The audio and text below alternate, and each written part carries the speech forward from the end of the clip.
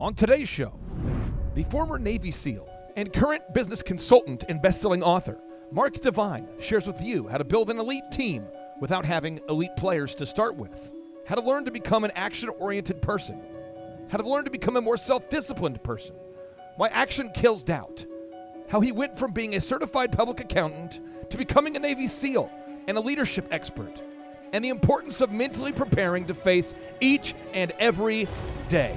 If you are looking for practical tips, strategies, and techniques to win the mental battle you need to be a successful entrepreneur each and every day, then this is the show for you. If you're trying to learn how to overcome fear, then this is the show for you. If you want to become a more self-disciplined person, then this is the show for you. Some shows don't need a celebrity narrator to introduce the show, but this show does.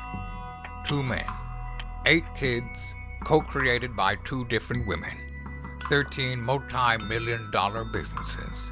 Ladies and gentlemen, welcome to the Thrive Time Show. Now, 3, 2, 1, here we go! Started from the bottom, now we here. Started from the bottom, and we'll show you how to get here. Started from the bottom, now we here. Started from the bottom, now we here. Started from the bottom, now we here.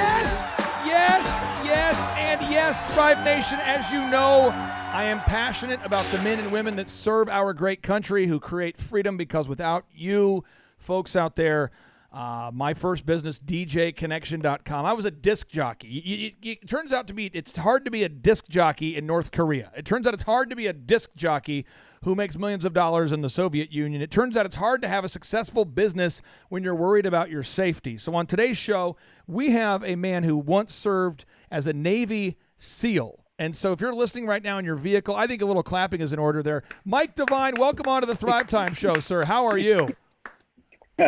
Man, I'm doing well. Thanks so much to have me. I appreciate that. I don't know if you remember that time when you were in the SEALs, but was it hard? There were times that were really, really challenging, but overall it was, an incredible time. How old were you when you figured out that you wanted to be a SEAL? Like, how old were you? I was a little bit of a late bloomer. I didn't even know about the SEALs until my early 20s, and I went through SEAL training 25. I turned 26 in SEAL training. Now, you got to remember, this is 1980s, and there wasn't a whole lot of information. The SEALs truly were, a secret organization back in the 60s, 70s, and 80s. They didn't really start opening up. It was the internet that kind of cracked them wide open, and network TV. But there wasn't any shows. There were only a couple books written by a couple Vietnam vets. And so I didn't really know about the SEALs. And, I had to kind of ferret it out myself. So did you get recruited? Did you hear about it through a friend? Or did you remember the moment you thought, you know what, I want to become a SEAL? Well, part of my story that I write about actually in this book, I tell a little bit in the book that I just released called Staring Down the Wolf, was that I was, my first career was in business. I was a certified public accountant, and I was hired out of a small liberal arts school called Colgate University. I'm from upstate New York. And I was an athlete, and, I was hired at Colgate. It was basically all swimming and triathlons and a little bit of academics and beer and women kind of thrown in, not all in that order necessarily. And then I got hired to go to NYU Business School and become a certified public accountant by, Cooper's Lybrand, which is now PricewaterhouseCoopers. So all of this, is in my, college years, and then in my first 4 years in the workforce, it was all business for me. And I came from a business family from upstate New York, and they thought this was just the best thing since sliced bread, that I was going to get an MBA from a top business school. I was going to become a certified public accountant, get some great work experience. Then I could come home and assume the mantle at the family business.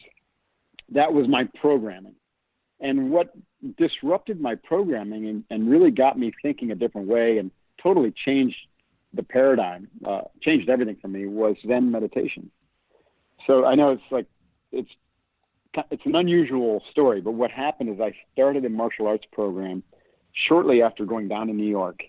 And it turns out that the martial arts master was also a Zen master. And he his actually preference was to teach Zen through his martial arts, but he had a small cadre of us who really took to the Zen.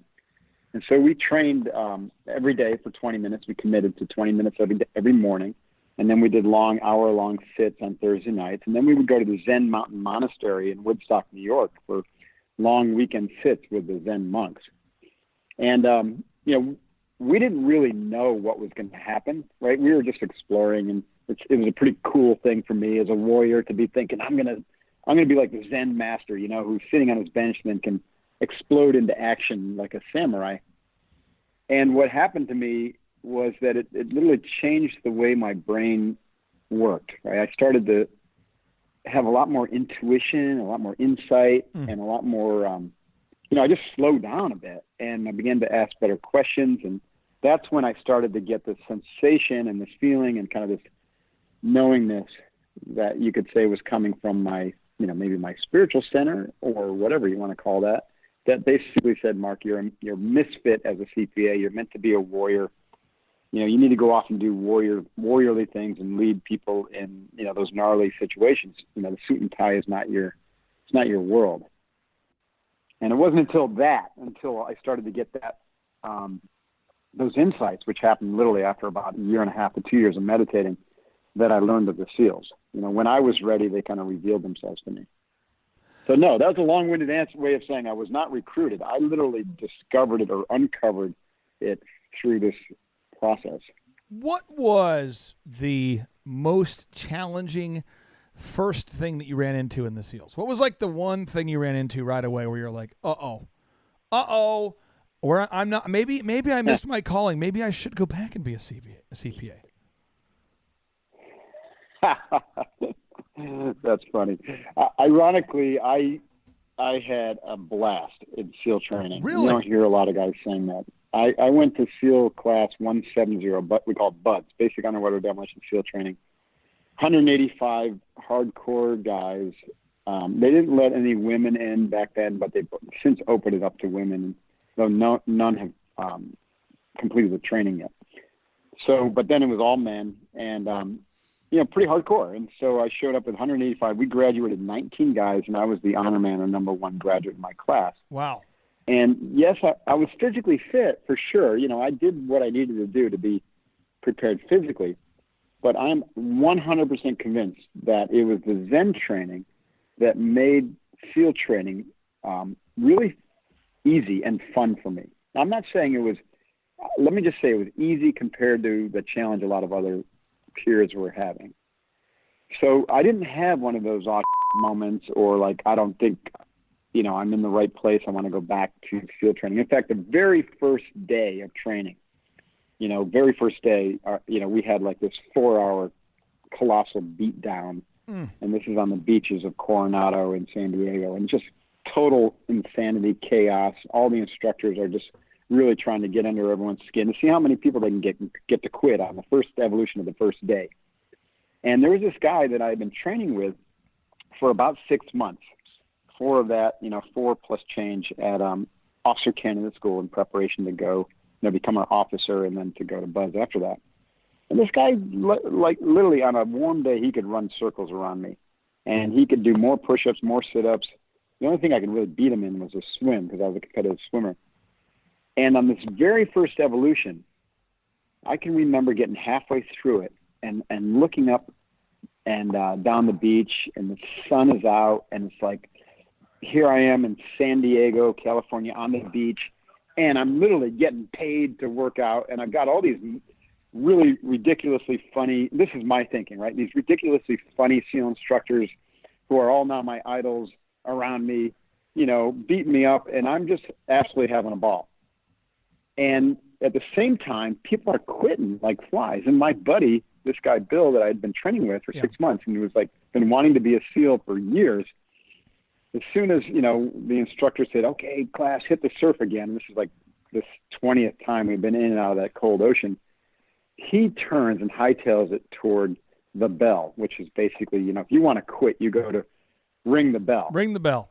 And he hightails it. Yeah, you ring the bell. And he's heading toward this bell. And I turn and I'm like, Bill, come back. And I start running after him. And one of the monster instructors just literally put his body between me and Bill and looked at me in the eye and said, Mark, this one's on him. You get back to training. So I turned around and went back to training, and I heard that bell ring a few moments later. And I remember that struck me. I was like, wow, like this is not about physical. This SEAL training has nothing to do with the physical once you get here. That's just a prerequisite. It's all about the mental and the emotional. And in this case, it wasn't even mental. It was pure emotional. Like he literally forgot why he was there, what this pain was about, and he had an emotional reaction. And in that moment, he was like, I'm done. I'll quit, you know? And I saw that time and again in that training and throughout the years. Like, you know, there's a reason that 85% of people fail, and it's not the physical. It's because there's this mental and emotional pattern that they have that when the instructors or when the moment finds you and exposes that weakness underneath, then, you know, the reaction is to cower, is to run away from that. And so they quit or they get injured, and we call it a quinjury. A lot of the injuries are actually quits that are disguised as injuries. It's really interesting, actually. I want somebody to we have so much ground you covered, and I want to go back and kind of unpack some stuff. You said that these people are quit, injury, quinjury. You said what percentage of people quit SEALs? 85% don't make it through training from the start of BUD/S. It's actually a much higher percentage if you consider the first time they raise their hand to go to boot camp, and then some don't make it through boot camp, and then there's a program called BUD/S preparation, and that's another 4 months. Then I think only 40 or 50% make it through that, and then once you start at BUD/S, 85% quit or get injured, and 15% make it. I want to make sure the listeners pretty tough. I want to make sure the listeners hear this, Mark, because we have close to 2,000 shows we've recorded, and our longtime listeners know this, and Josh Wilson with Living Water, you know this too. But according to the SBA, the Small Business Administration, approximately 85% of business owners quit. One could call it a quinjury. Inc. magazine says 96% of people they quit with their business within a decade. I have found that the people who are the most successful are the most able to sit down. You use the word meditate. Some might say thought, thinking, contemplation, pondering, maybe reflection, rumination, concentration. But I found the most successful people on a daily basis sit still for about an hour a day. I call it my hour of power. But I sit down and you think about, what are my goals for my faith, my family, my finances, my fitness, my friendship, my fun? What are my goals? And was yesterday a good day? Was I doing a good job? Did I not? Where could I have improved? And we have all these thoughts and we think. For me, I like to do this around 3 a.m. I think before anybody calls me, before the text messages, and it's not war, it wasn't battle, nothing great like what you did, but I used to book 4,000 weddings a year. And so the mothers of the bride would start calling, 80 of them every weekend, calling, wanting to change the songs, wanting to reschedule, wanting to move the time around. The bride would call, wanting to change the colors of the wedding party or the lighting of the event, or wanting to expand the dance floor or contract it. And if you're a business owner, the war starts, and I hate to use the word war because you actually, there's a reverence for that term, but the battle starts or the drama starts as soon as you make contact with the office, with the team. But so many people, when they hear the word meditation, because we have a lot of Christian listeners, and I'm a Christian listener, I'm a Christian host, but a lot of them go, oh, I can't do it. I can't. Meditation, it's a weird show. I'm out. So when you're meditating, I want to take the religious aspects out of it. Because I know Craig Groeschel, the pastor of Life Church, biggest church in America, talks about taking time to contemplate, to marinate, to ruminate, and to have a conversation with yourself, nobody else. What does it mean to you to meditate? Yeah, I agree with you. Meditation as a word has been corrupted. It's loaded. People bring all sorts of meaning to it that is not accurate. To me, it's just, it's a catch-all phrase, almost like the word leadership, that could mean a lot of different things. And so when I teach this, when I teach in my Unveiled Mind program meditation, I actually break it down and don't usually often use that word until I'm well into it. And then I say, okay, this is basically, these can be considered meditative practices, which really is a word that comes from Eastern traditions. And those Eastern traditions are practices or not. They also are included in religious and spiritual traditions, which is where, let's say a Christian might think, oh, well, that's a Buddhist practice. So if I do that, it makes me a Buddhist, or it's in conflict with my Christian beliefs. And that's not true, because it's just simply a practice for developing your mind. So meditation is any internal practice that's going to help develop the quality of your thinking and the quality of how you use your mind. Now, there are a lot of different ways that we use our mind, and you already mentioned a few. One is just flat out obsessive compulsive reactionary behavior, and that's what's called the default mode. And most people, who don't sit down and begin to curate the quality and the quantity and the directionality of their thinking, essentially improve their thinking or thinking about their thinking, then they're in default mode, and they're literally, neuroscience will say that we have 60,000 thoughts a day, and there's that number again, 85% of them are the same thoughts we had yesterday, and we're 5 times as likely to have negative mental processing as we are positive. And that's just the way the brain is wired. They call that the negativity bias. So if you're operating on a 5 times negativity bias with, 45,000 thoughts that are obsessive compulsive, yes, negative, and the same as yesterday, it's no wonder, you have these weak results. Or especially if the thoughts are like, I can't do this, or I'm not worthy, or I'm not good enough, or I'm not as good as that entrepreneur, yep, then eventually that's just going to grind you into the ground. So, meditation is basically putting a halt to all of that, and then beginning a process of learning how to really control the quality of your thinking. So I'll keep this short, because I'm probably this is great. This is bunch of other questions. But this is great. But here's the thing, Clay.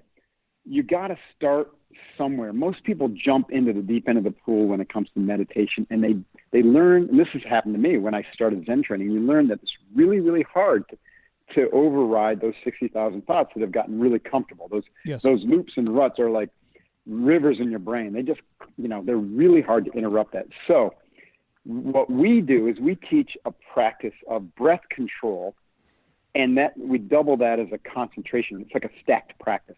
So we say you're going to focus just on breathing in this pattern. The pattern is a box where you're going to inhale to 4 count, hold your breath for 4 count, exhale for 4 count, hold your breath for 4 count, and do nothing but focus on that. And what that does is it de-stresses your body.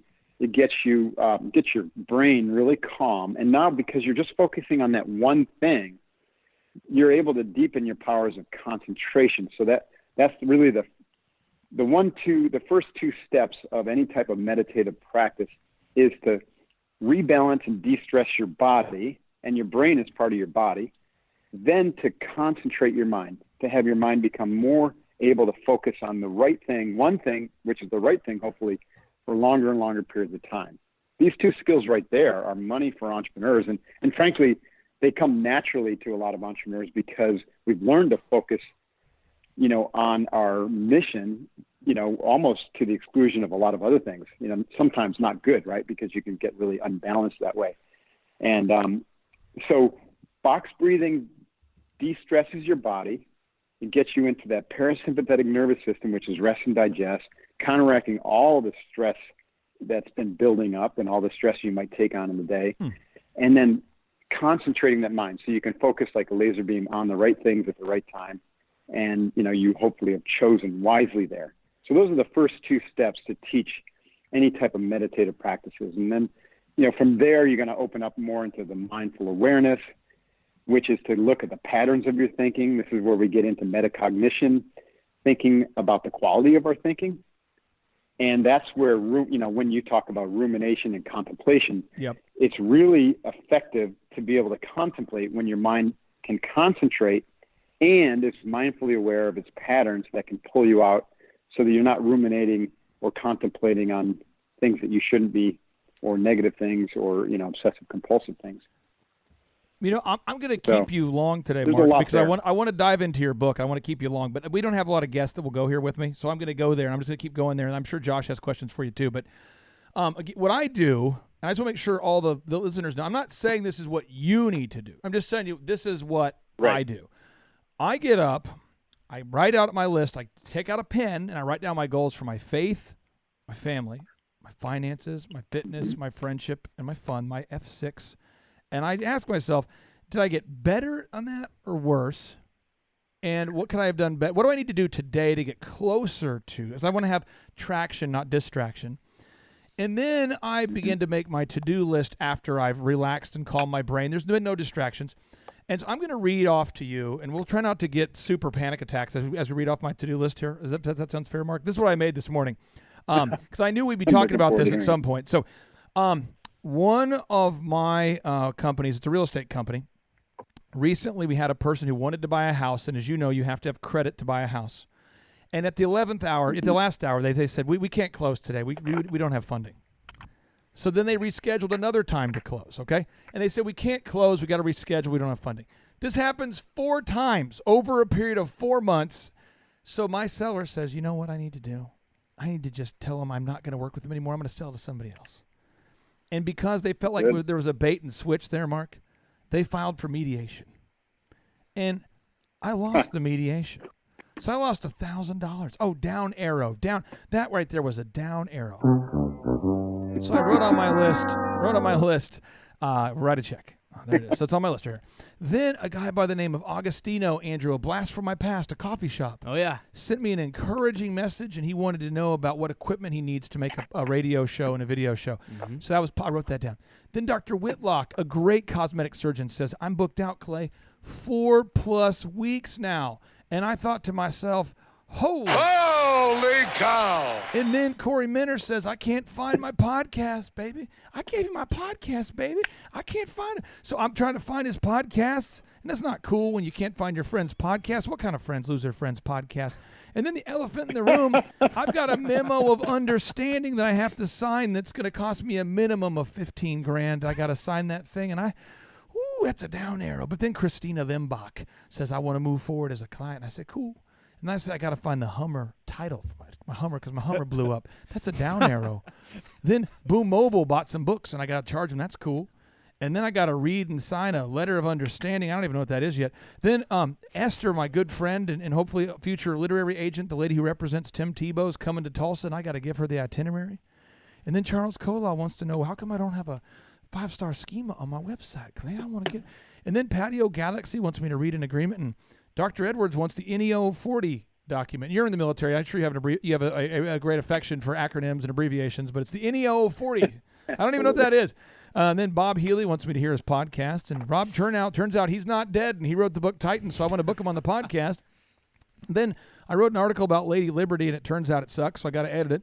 But then I got to finish editing Sales Domination, and then I want to finish watching the sermon from Pastor Chad, and I'm just reading off my list, and then I will go back to the top of my list. This is where I never look, but it's at the top. And we have 155 clients that I support that do almost $3 billion of business, Mark. And there's a lot of pressure when you think about 155 businesses that on average employ on average employ or are responsible for 100 people. So you start going 155 times 100, and you start to get overwhelmed now, right? Because that's a bad thought. And then I start to wonder. I do it all the time if I think about it. My dad died of Lou Gehrig's 3 years ago. Why? And I could spend my whole day ruminating on that. And over time, it would become lamenting. And then I get a little man tear, and then I go, got to go to work. So there's a difference between, lamenting and meditating, correct? I mean, there's a difference between thinking, because my list, as I just shared it with you, there's some really good things on this list today. Tim Tebow's agent, if she represents us, that's not bad. That's good, baby.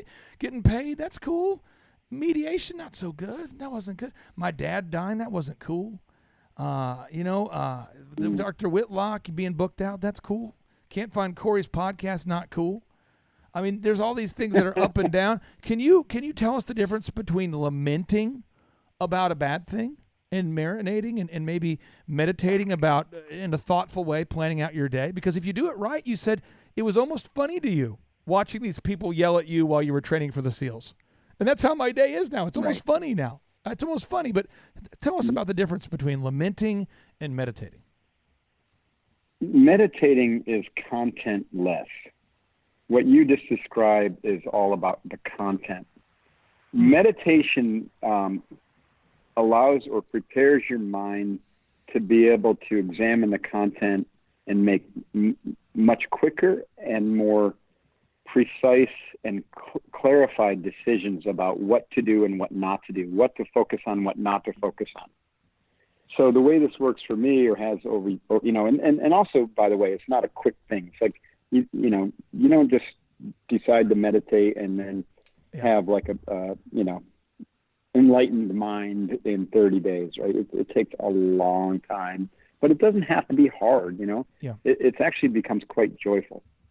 So the process of meditation that I was describing earlier is content-less. You're actually trying to get away from the content and really razor focus your mind. And then you begin to shift, right, your perspective from being identified with your thoughts and being like, I am the thinker, I am Mark, and I'm thinking, and I've got to think about this, and I've got to think about that. And if this goes wrong, I'm bad. And if that goes right, I'm good.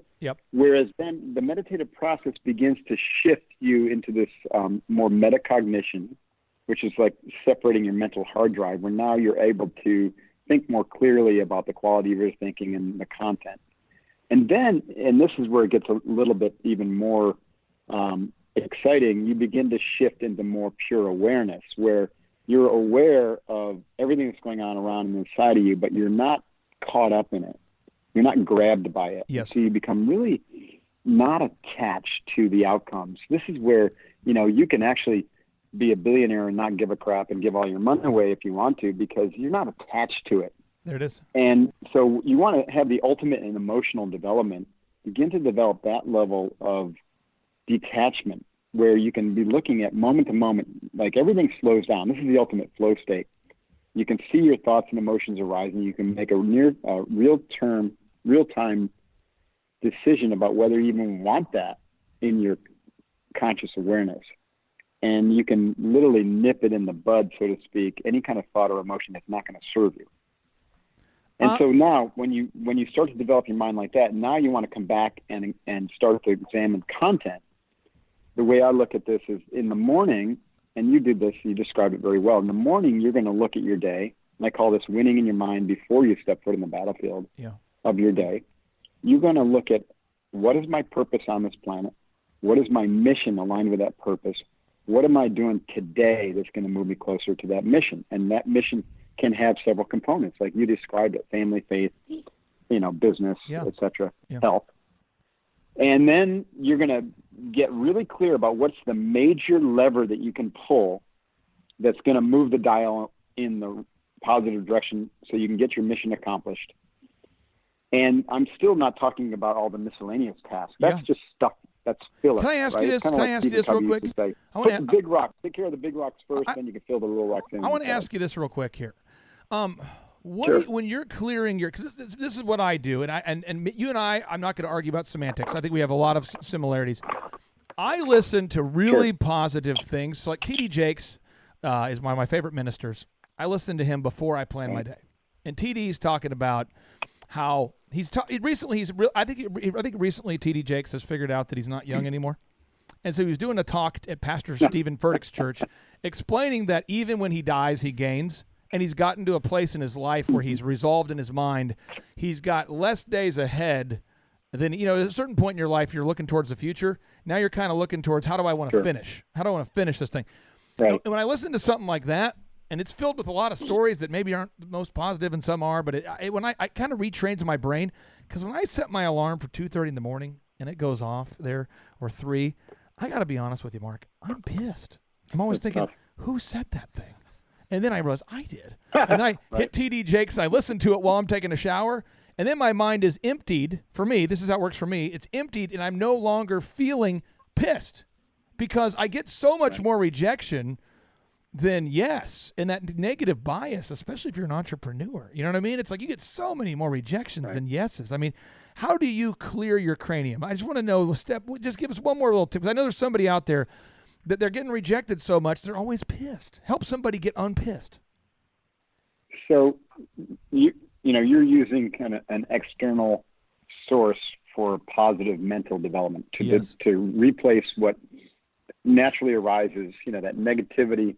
You get shocked awake at 3 a.m. You don't want to get up, and immediately your brain clicks into fight or flight mode, even though it's not really at risk, right? There's no tiger going to eat you, but you just have to get up well before your body mind wants you to get up. So listening to that is some people find, a really good meditation tape or app, or, you listen to your pastor, or some people listen to really nice music. I have learned to develop an internal mantra, an internal set of dialogue. So when I wake up, even if it's super early, I immediately start that breathing practice that I talked about, which begins to get my body into balance, and it kind of reorganizes my brain after whatever maybe dreams or whatever night's sleep I had. And then I insert in my own mind a set of dialogues, some statements and some running dialogue that I have, which I've curated, which also mean something to me, which have the same effect. And so the feeling is one of gratitude, one of self-love or self-care, one of daily improvement. My overarching themes in life are to master myself every day so I can serve others in my unique way, right? So that actually could be a mantra, even though it's not one of mine. Can you share your mantras, or are you not allowed to share? Can you share a mantra? Are you allowed to, or is it a secret thing, private thing?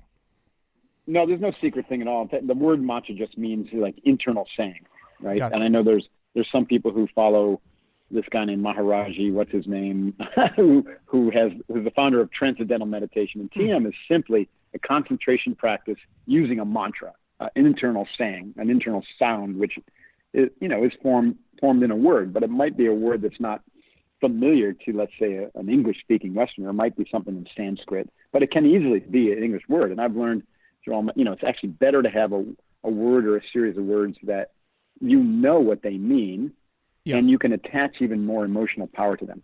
So when I started doing this in preparation for the SEALs, and I got the SEAL training, my mantra was, I'm feeling good, I'm looking good, I ought to be in Hollywood. And I would, to this day, that starts playing when I, wake up in the morning. Well, I'll tell you that's feeling true. Good, I'm looking good, I ought to be in Hollywood. Nothing's more true than that statement. I'm looking good, I ought to be in Hollywood. You are looking good right there. Yeah, when you got out of the Thank you. When you got out of the SEALs, why did you decide not just take a military retirement and hang out? I mean, what inspired you to write this new book, Staring Down the Wolf, the 7 leadership commitments that forge elite teams? Well, it's a great question. I got off active duty in 1996, and my military career was half active duty and half reserves. So 20 years, I retired as a commander, Navy SEAL commander in 2011. But as a reserve officer, as you know, I was able to spend some time in the civilian world, more time than in the military. So about 60 days a year, I was in uniform. And then for 2 of those 10 years, my reserve time, I was called up for a full year, and I went to combat and those types of things. So that was like no different than active duty. I didn't have any time to do anything but that. But the rest of the time, for those 8 years, I could be an entrepreneur. And so I launched my first business, which is called the Coronado Brewing Company, a microbrewery restaurant in San Diego. Coronado? And in Coronado. Were you on Coronado Island? Were you on Coronado Island? I was, and that's where the SEALs training base is. And when I got off active duty, I married a Coronado girl, and then my wife's from San Diego. I love that. Business there. My wife's from San Diego, and I love Coronado. What is the Del Hotel? I've stayed there many times. Yeah, the Hotel Del. Oh, you're getting me fired up. Well, you're getting me fired up right now. So what was your first business again now? You started on Coronado? It was called the Coronado Brewing Company, a microbrewery restaurant. It's still there. It's thriving. It's like really, really successful. Cool. I launched that with my brother-in-law. And then 2 years later, I ended up in this kind of like, wrestling match with he and his brother who he had brought in, and it didn't turn out well. I tell that story in Staring Down the Wolf. That was my first business venture where I tried to use like Navy SEAL leadership tactics. And some of them worked and some of them didn't.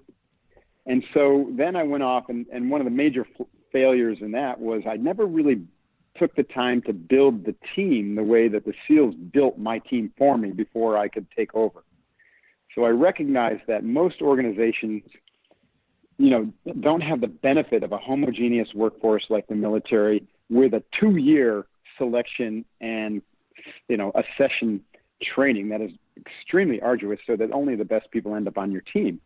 And I took a lot of that for granted. And a lot of people, a lot of my teammates who write these leadership books, they don't get that in the civilian world, you don't have that. You don't have that team at your back as a prima facie thing. It's really, really hard to work in the civilian world because you got people coming from all different walks of life, so true, all different sets of skills, different levels of development, different perspectives. And as a leader, to come in and try to lead them with just like a rod and a stick, or one way is my way or the highway, it just doesn't work. You just leave all this energy on the table because your team doesn't trust or respect you. So it took me almost, I've started like 6 different businesses, and finally in the last 2, I was able to pull it all together and build what I call an elite team in the civilian world that is really firing on all cylinders. And we have just an incredible time, and we're all growing together, and we love coming to work, and we're having a big impact. And I wanted to share that story, not necessarily saying this is how you do it because I was a Navy SEAL leader and we kicked ass and we won every mission in the SEALs, but more of, hey, this is what didn't work. This is where I fell on my face. And these are what I call 7 commitments that you can commit to train yourself as a leader and your team every day while at work and while you're at home so that you guys can unlock massive potential. And the commitments are courage, commitment to courage as a daily practice, commitment to trust, that's the second one, commitment to respect, commitment to growth, so you're all growing together, both vertically and horizontally, and I could explain that in a minute. Commitment to excellence in the small details, like when you have a practice, I can tell, of excellence, where every day you're asking, what did I learn? How can I do better? Where should I focus the preponderance of my time? Those are practices of excellence. So a commitment to that. A commitment to resiliency. This is a biggie, right? No plan survives contact with any day, right? So expect things to fail. Develop an attitude where failure is expected. Be ready for it. And learn how to become a learning machine from falling on your face and blooding your nose day in and day out, because it's going to happen. And, it's getting more and more, we use the term VUCA, volatile, uncertain, complex, and ambiguous in the military. Well, the business world, I think, is pretty darn VUCA right now. So be ready for failure and get comfortable with it. That's resiliency. Pick yourself up, dust yourself off, put a smile on, learn from it, and move forward. Doubt is eliminated by action alone. And then the last commitment is alignment. This one's money. Like having a communication strategy that almost over communicates your vision, your mission, the boundaries for behavior, those things that define the culture, and just get radically focused on improving every single day. And you do that through communication, asking together as a team what went well, what didn't go well, how can we do it better next time? So you have a brief and a debrief, and always striving for improvement and always staying in alignment so everyone's clear about what the mission is. And so you can have, almost semi-autonomous operations where everyone can make a decision that they know is going to be in alignment with the team because you understand what the implied and the explicit, objectives are of the team. What does your new business do for the people out there? Commitments. What does your business do for the people out there who are curious what you do now? What does your company do? So the company is called, I have one of my books is called Unbeatable Mind. Okay. And that was basically, to teach these, internal practices and teach this kind of lifestyle. So I started to get a lot of leaders and teams who were asking me for, to come out and train train them. And so we began to combine let me back up and say I had the second business I had was called SEALFIT. SEALFIT is like hardcore physical mental training for spec ops candidates and then a lot of elite athletes. So I started to take some of these things that were really effective with the SEAL candidates in terms of training them to be good teammates and, better leaders under fire, and bring them to the corporate world. And so that now Unbeatable basically does leadership development and team training, where we get people together to develop and commit to these 7 commitments, and we test them under pressure using, some of the techniques that I use in SEALFIT and others that we've evolved, where it has a real, kind of hard and soft aspect to it. It's really embodied leadership development. Everybody can do it. Some people look at it and say, oh my God, it seems kind of hard. I see people out there in the ocean and I see people sitting in the ice bath. And I said, yeah, but also look over here. You see people sitting and learning how to do breath training and mindfulness and learning how to concentrate. And all these work together so that you unlock more potential, and then you can perform better under pressure. And look, oh, by the way, there's women, old, young, there's men, all sorts of fitness levels. So, in order to grow, you've got to basically challenge yourself. In order to challenge yourself, you got to get uncomfortable with being uncomfortable. So we're going to take you, leader and team, and we're going to put you in scenarios and situations that are going to make you really uncomfortable and take you places that you haven't gone before. Because most people, they don't do that on their own, right? You tend to stay in that comfort zone and kind of do the same things day in and day out and expect different results. So we take people out of their comfort zones, teach them to think, and teach them how to think emotionally and connect to their heart, and to do it under pressure in environments that are, awkward for them. And then we, when they go back to the office, their paradigm is shifted, right? They have a whole new perspective on what hard is. They have a new perspective on what they're capable of, and as well as what their teammates are capable of. And everybody is much more aligned and connected as a teammate. And that's when, the results really start to show up for them. Mark, I totally want to respect your time, but I have 3 final questions here for you. The first, though, will be thrown at you from Josh Wilson. Now, Josh Wilson started a company called Living Water Irrigation, and he's grown the company from $300,000 of revenue now to $1.9 million. And just the past couple of years, he's been a client of mine for a long time. Has a military background. Am I right, Josh? You have a military background. Where did you serve? The Air Force. The Air Force. Okay, so you can ask Mark any question you want, and if he doesn't like it, he'll just hang up. So what do you got? Well, he was a Navy SEAL, and I was a Air Force guy, so it's a little bit of a different service level. So first and foremost, thank you, and your commitment to service first to our country, and then what you're doing now, Mark. It's absolutely awesome. So I want to go back. Obviously, military guys, commitment to excellence, and excellence in all we do, and the integrity and all that stuff. It's a lot simpler for us, I think.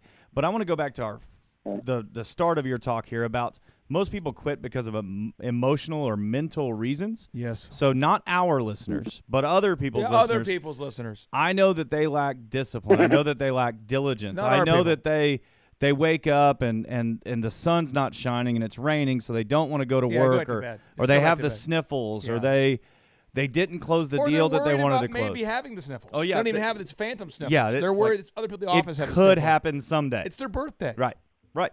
So what I want to talk about is how do you begin for those other people out there that don't have discipline, that don't have the diligence, that don't have the commitment to excellence. How do you begin to teach those people to resolve, regardless of how you feel or regardless of how your emotions are, or whether or not it's a win or a loss? I loved how Clay shared his to-do list, because you got wins and losses all day, every day. All day, every day. And I loved how you mentioned there, and I think a lot of people didn't see that, but everybody has a plan until you hit contact, and maybe you can unpack what that means for those people who don't understand military stuff. But how do you go about resolving and having the discipline regardless of how you mentally feel that day or how you emotionally feel at any given point? Yeah, Josh, great questions, and also thank you for your service as well. I love the Air Force. We've put a lot of people into the pararescue training, and actually the pararescue pipeline is using some of the Unbeatable Mind training protocols, the mental training protocols. So it's really cool to see that collaboration between the Navy and the Air Force. The first, no plan survives contact. We wake up every day and we have this perfect plan, and we step outside and it's almost immediately, or we step in the office, almost immediately thrown out the window. So does that mean we don't plan? No. We plan as best we can, but we don't obsess on the plan. The plan is a suggestion. It's an arrow that's pointing in a particular direction. Now, the better we get at planning, the more contingency plans we'll have in our plan, which means that there's a number of ways that we can get this done. We acknowledge it. We have our primary, we have our secondary, we got our tertiary, and even then, if all three of those fail or are inaccessible to us, we'll find a way or make a way. So that's part skill of actual planning really rapidly, knowing what to focus your time on, which are those critical nodes that, things go south there, then the whole thing is a show, versus the things that are more standard operating procedure. Well, you train the standard operating procedure so you can do it in your sleep. You focus your planning on the critical nodes, and you have contingency plans for those critical nodes. In your parlance, it'd be like the insertion and the extraction of the aircraft, right? Getting the guys in the field and out of the field. Well, if the aircraft goes down, bad things happen, right? If you put the operators in the wrong place, bad things happen. If you put the bombs on the wrong building, bad things happen. So you have to have contingency plans for all that. So part of the thinking is to learn how to think well, to make better rapid plans so that your plans meet the real world, with more fidelity, meaning like you have fewer and fewer failures as you move forward. So the best teams are really good rapid planners, and it's because they have multiple plans couched within their overarching plan, and then they visualize those plans and they practice those plans. We call those dirt dives in the SEALs, so that you've done them before multiple times before you ever step foot in the battlefield. Now, back to your original question, that is one way to eliminate doubt. But in the military, that's kind of handed to us on a platter. You remember that, Josh? When you showed up and someone said, "Hey, Josh, go build our operational plan for this next mission," you would have been like deer in the headlights. But you didn't have to do that. You had, a whole team there, and they knew how to do it, and you were taken under someone's wing as the whatever intel guy or the junior officer, and you learned slowly how to do that until several years later, you were running the planning and then conducting the missions. So you had this crawl, walk, run approach to how you learn things. And this is what we teach our leaders. Like, you're not going to, suddenly become a master meditator or a master planner. You got to basically take the crawl, walk, run approach. So start with one action that is going to improve the way you think every day. And I mentioned earlier this practice we call box breathing. That's the action that ultimately will build the foundation upon which you'll be able to think better, you'll be able to manage your emotions better, and you'll be able to rapid plan better, because it's slowing everything down. It's basically a flow activator. You slow down your mind, you get it into that alpha, high alpha, low beta state, which is your very creative, kind of spontaneous, intuitive state. And then on top of that, you layer some other mental models that are going to be able to avoid bias and distraction and negative reactionary conditioning. And so you introduce that and you train those one at a time, until suddenly what's happened is you've got this set of tools that you've been training with that have completely and radically altered the way that you think and the way you approach a problem. And you become really good at solving problems really quickly, because you can declutter the battlefield. You can focus in on the right things at the right time. You've got contingency plans for when things go wrong. You've made like uncommon thinking standard operating procedure. Now, for all of that to work, the listener's saying, "Wow, that sounds really cool.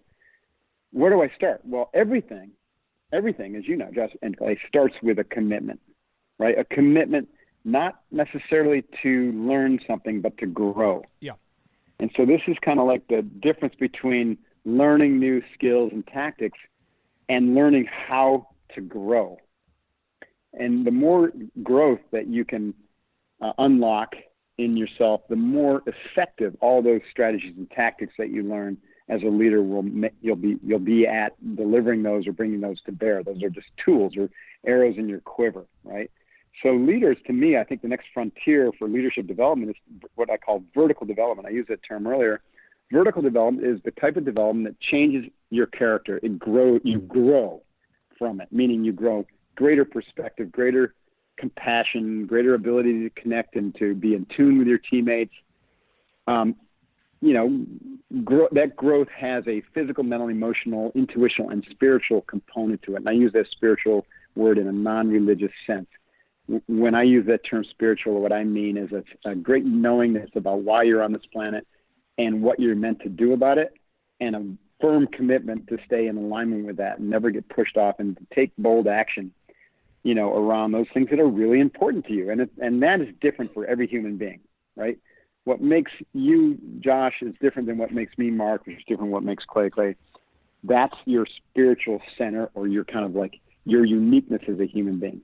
So all of those, when we grow, all of those get more refined, the physical, mental, emotional, intuitional, and spiritual, and they begin to integrate. So they're experienced as one whole thing as opposed to a bunch of separate things.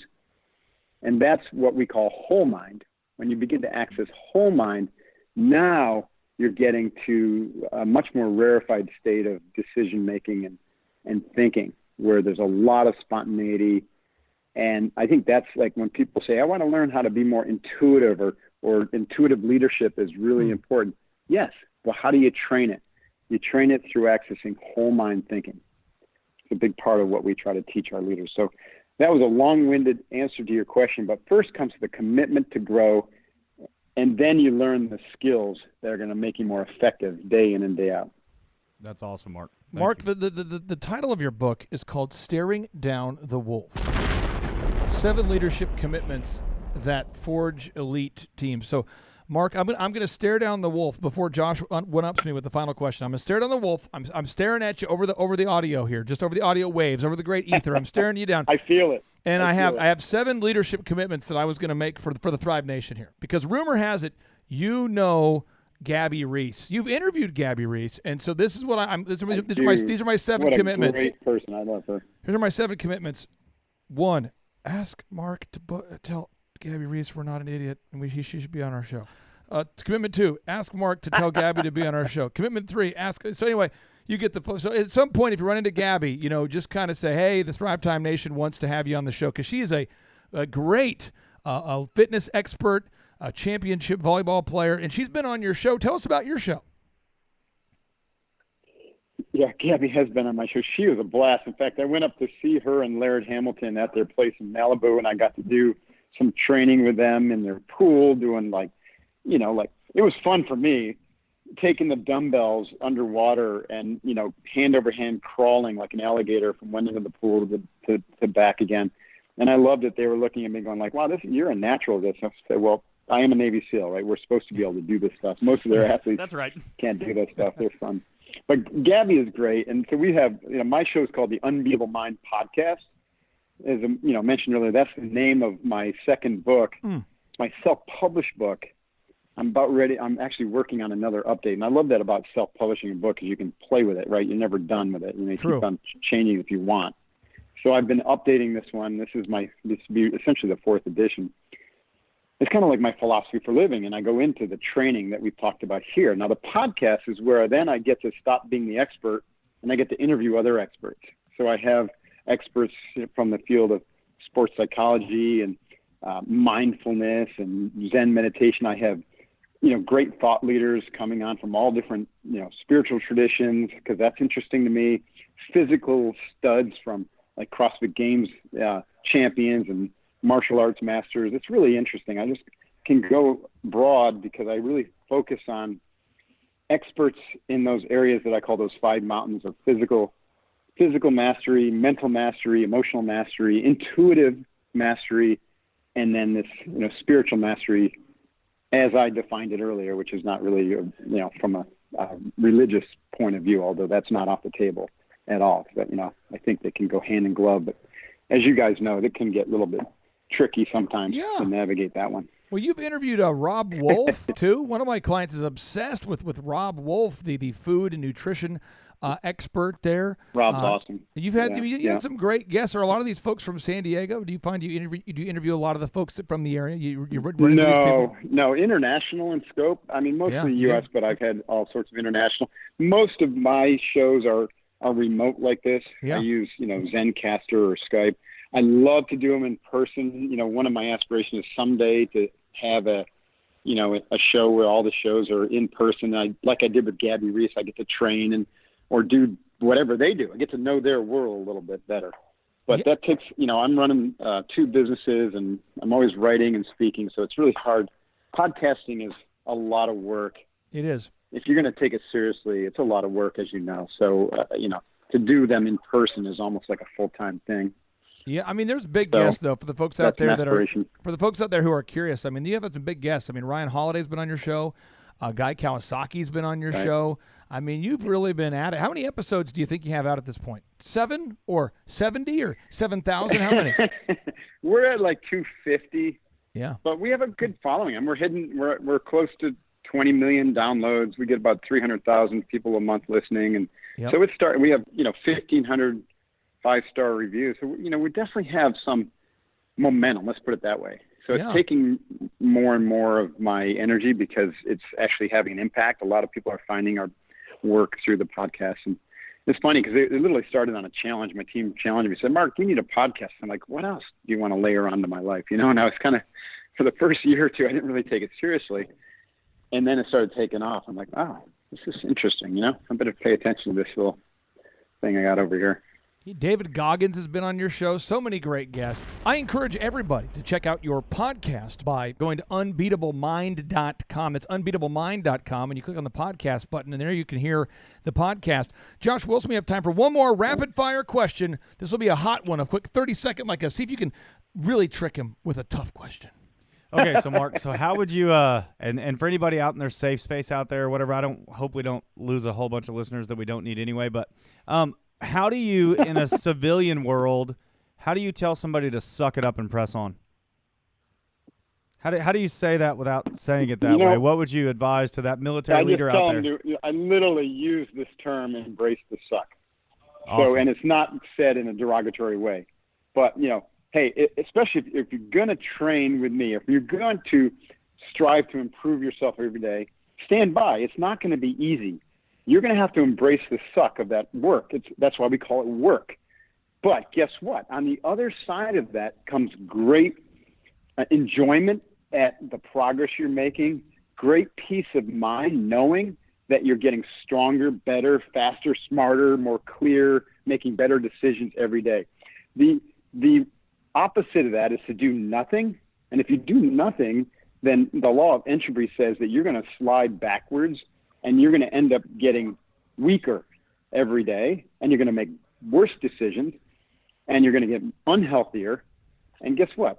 That's not necessary, right? We don't want to go there. So embrace the suck, make the hard easy, do the uncommon things until you can do them uncommonly well, and, show up every day and be different, be special. Mark, I appreciate you so much for taking the time out of your schedule to be here with us. I thank you for serving our country. I thank you for rounding up some really great folks and putting them on your podcast. And I really do appreciate you for writing this new book, because I think everybody out there, if you've ever struggled to lead a team, a crack squad of American employees that are not Navy SEALs, you know what I mean? If you've ever tried, right? Sometimes you might have on your team Batman, you might have Beavis, you might have Butthead, you might have a whole cast of characters, because it's the average American employee. If you want to take a team of people and forge it into an elite team without the military might and having an elite team of SEALs you're leading, this book is a practical, tactical, strategic guide to help you forge an elite team. Check it out today. Buy the book today. Again, the book is called Staring Down the Wolf, 7 Leadership Commitments That Forge Elite Teams. Again, that's Staring Down the Wolf, 7 Leadership Commitments That Forge Elite Teams. Thanks so much, Clay. The book is Staring Down the Wolf, subtitle 7 Leadership Commitments That Forge Elite Teams. StaringDownTheWolf.com, by the way, we have a free several-hour leadership training for anyone who wants to participate in that. Go to find out more about that on StaringDownTheWolf.com. So appreciate you guys for having me on the show. StaringDownTheWolf.com, right? So StaringDownTheWall.com. Check it out. Hope you have a great rest of your day, sir. Staring Down the Wolf. All right, you as well. Take care now. And now, without any further ado, 3, 2, 1, boom!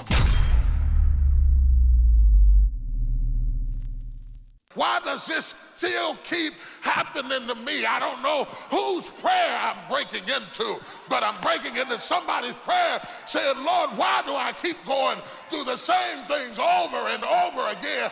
And the Lord sent me here to tell you the problem is with your default. Until you change your default, you will always go back to being who you were before because you have never changed your mind. You change your friends, you change your address, you change your phone number, you change the songs you sing, you change everything else, but you didn't change your mind. There's nothing as powerful as a changed mind.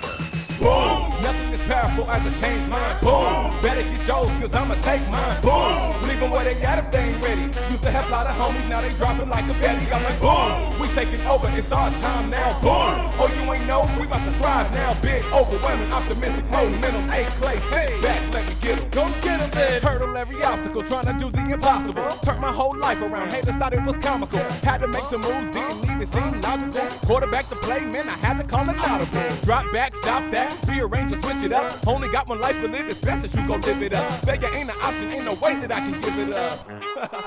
Hey, knowledge, gon' pick it up. Nothing like your posse, look poppy, you cannot top me. They watch me and try to copy like Rocky, you cannot stop me. Hungrier than ever, we grinding all through the weather. We shining because we better get with us, we bout to cheddar. Once I change my mind, dog, trust me, ain't no going back. Coming for that top spot, I'm feeling like they owe me that. Time for us to level up, I feel like we've been holding back. Throw your hands up, say it with me if you know it, Dad. Boom! Nothing is powerful as a change mind. Boom! Better get yours, cause I'ma take mine. Boom! Leave them where they got if they ain't ready. Used to have a lot of homies, now they dropping like a Betty. I'm like, boom! We taking over, it's our time now. Boom! Oh, you ain't know, we about to thrive now. Big, overwhelming, optimistic, momentum, A-place. Hey, back, let me get them. Yeah. Came a long way from where I used to be. Home leave to see life the way I used to see it. Old habits die hard, but you gotta leave them. If they ain't riding like a Harley, then you don't need them. You're cheering and you're clapping, I don't need that. Fake friends treat them like Fat Joe, make them lean back. Excitement, no vision, makes you blind, I can see that. Anything I think up in my mind, I can achieve that. I can make a million if I want to. I'ma keep it real cause I want to. Other women try to holler, girl, I want you. And disrespecting wifey's what I won't do. Gon' do your dance, gon' do your dance. If you really wanna change, gotta have a plan.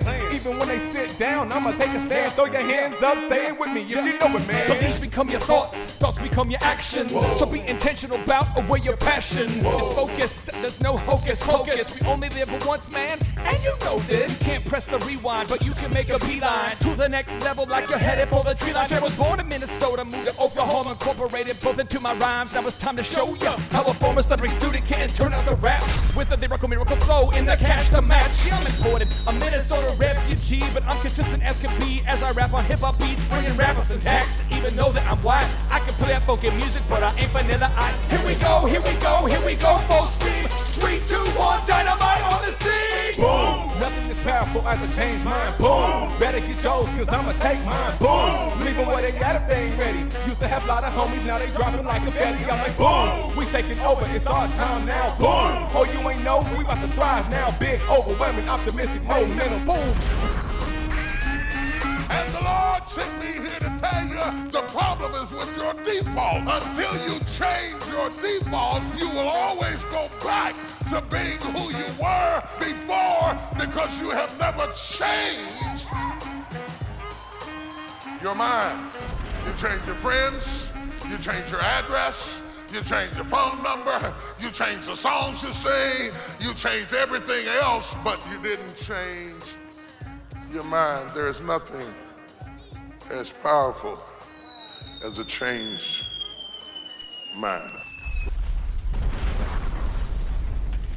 Hear the rest of T.D. Jakes' incredible, life-changing, and mind-altering sermon, Nothing as Powerful as a Changed Mind Today, by looking up T.D. Jakes on YouTube and typing in Nothing as Powerful as a Changed Mind.